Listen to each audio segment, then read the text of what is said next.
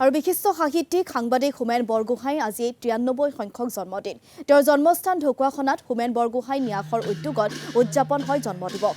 উন্মোচন কৰা হয় বৰগোহাঁইদেৱৰ 21 ফুট উচ্চতাৰ এটা পূৰ্ণাবয়ব ব্ৰঞ্জৰ মূৰ্তি।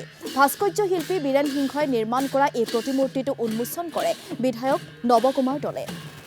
এই অনুষ্ঠানত উপস্থিত থাকে বিশিষ্ট সাহিত্যিক তথা তেজপুৰ বিশ্ববিদ্যালয়ৰ প্ৰাক্তন উপাচাৰ্য ডক্টৰ অমৰজ্যোতি চৌধুৰী, ডক্টৰ অঞ্জন জ্যোতি চৌধুৰীকে ধৰি বহুকেইজন বিশিষ্ট ব্যক্তি। এই যে ঢকুৱাখানা নিজৰ উপজা ঠাইত তেখেতৰ প্ৰতিমূৰ্তি সাজি আপোনালোকে যিটো দৃষ্টান্ত দেখুৱাইছে ইয়াৰ ৰাইজে, এজন অসমৰ আৰু গোটেইখন ভাৰতৰ বৌদ্ধিক জগতক ফুলপাৰ লগোৱা এজন মানুহক এনেধৰণে সন্মান জনাই আপোনালোকে নিজেই ধন্য হৈছে।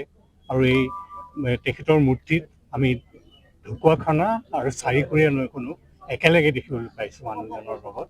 গতিকে আজি আহি এটা মানে ভিতৰখন একেবাৰে জলপ্ৰপাতে ধুই নিয়াৰ নিচিনা লাগিছে।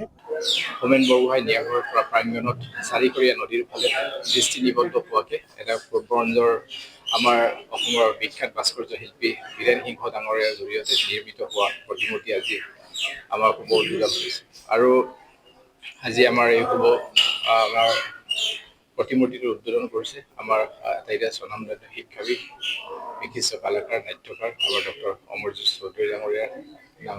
আৰু আমি আশা ৰাখিছোঁ যে আমাৰ হোমেন বৰগোহাঁই ডাঙৰীয়াৰ প্ৰতিমূৰ্তিয়ে আমাৰ ঢকুৱাখানাবাসী ৰাইজক প্ৰত্যেকটো সময়তে আমাৰ দায়িত্ব আৰু কৰ্তব্যৰ বিষয়ে গৌৰৱ